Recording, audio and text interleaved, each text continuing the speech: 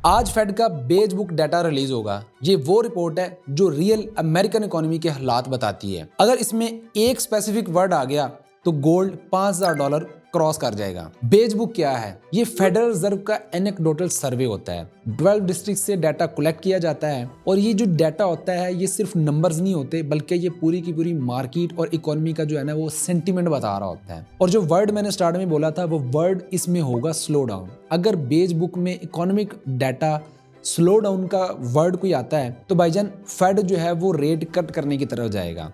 और rate cut होने की एक्सपेक्टेशंस का मतलब है कि गोल्ड डायरेक्टली ऊपर की तरफ जाएगा, डॉलर क्रैश कर जाएगा और बिटकॉइन जो है वो भी ऊपर की तरफ जाएगा। लेकिन अगर इकोनॉमी में वर्ड आ जाता है उस बेज बुक के अंदर कि इकोनॉमी रेजिलियंस है या इकोनॉमी स्ट्रॉन्ग है तो रेट कट दूर दूर तक नजर नहीं आएंगे। और जैसे ही ये डाटा के अंदर ये वाली चीज आपको देखने को मिल जाती है, आप देखोगे कि गोल्ड करेक्शन की तरफ चला गया है और डॉलर जो है वो स्ट्रॉन्ग हो जाएगा और साथ ही साथ बिटकॉइन भी नीचे आ जाएगा। बेज बुक आपको पढ़ने में हो सकता है कि बोरिंग लगे, लेकिन ट्रेडिंग में जो चीज़ बोरिंग होती है वही सबसे ज़्यादा पैसा बनाने में मदद करती है। और इस चीज़ को आप लोगों ने भी देखा होगा। आप लोगों को एफएमसी बड़ी इंटरेस्टिंग लगती है, लेकिन ज़्यादातर टाइम आपने वहाँ पे नुकसान किया होगा। अब रिलीज से पहले जब ये डाटा रिलीज होने वाला होगा तो उससे पहले आप लोगों ने पोजीशन कोई नहीं लेनी। नए ट्रेडर खास तौर पे बहुत ज़्यादा अट्रैक्ट होते हैं न्यूज़ वगैरह वाली साइड पे, तो भाईजान न्यूज़ पे पहले जो है वो ट्रेड नहीं लगाया करते। जब ये डाटा आ जाएगा तो आपने उस डाटा को डाउनलोड करके पढ़ लेना है। forexfactory.com की वेबसाइट पे जाके भी आप सारी चीज़ें देख सकते हो।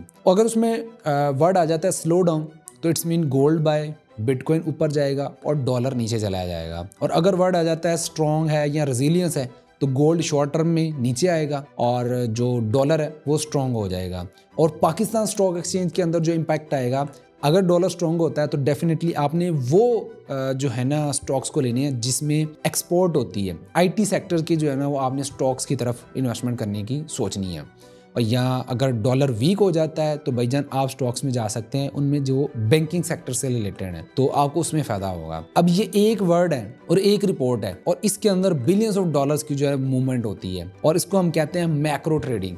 मैक्रो ट्रेडिंग का मतलब होता है कि आप जो है फंडामेंटल्स के ऊपर काम कर रहे हैं और आप जो है वो यहाँ पर सारी चीज़ों का जो है ना वो समझ रहे हैं कि इकोनॉमी और पूरी दुनिया के अंदर जो है ना वो पैसे के लेन देन के अंदर जो है ना कौन कौन से मामला सही हैं, कौन कौन से मामला ख़राब हैं और सप्लाई चेन वगैरह और दूसरे कंट्रीज़ की इकोनॉमी जो है किस तरह से बिहेव कर रही है। जब आप सारा कुछ समझ के काम करते हैं तो डेफिनेटली आपके प्रॉफिट के चांसेस भी बढ़ जाते हैं। जब आप सीखते हो तो आपके फैसले भी सही रहते हैं। और ये मार्केट के अंदर जो है वो सिर्फ वही लोग सरवाइव करते हैं जो इन चीज़ों को समझ कर काम करते हैं, जो आंखें बंद करके या जस्ट जो है वो अपनी वो दिल की कैफियत के साथ, इमोशंस के साथ काम करते हैं, वो लॉस करते हैं। इसलिए कोशिश करके हमेशा ऐसे इवेंट से इन्फॉर्म रहें। इससे पहले भी मैंने आप लोगों को एफओएमसी मीटिंग मिनट्स के लिए बताया था, उसका भी आपने रिजल्ट देख लिया है। अब आज इसका भी रिजल्ट आपको देखने को मिल जाएगा। और आगे 28 या 29 अप्रैल को एफओएमसी इंटरेस्ट रेट्स का फैसला भी आना है। इंटरेस्ट रेट वहाँ पे कम या ज़्यादा होंगे तो उस दिन का भी इम्पैक्ट आप देख लीजिएगा। अगली वीडियो में मैं उसके बारे में बताऊंगा, तो इसलिए चैनल को सब्सक्राइब कर लो।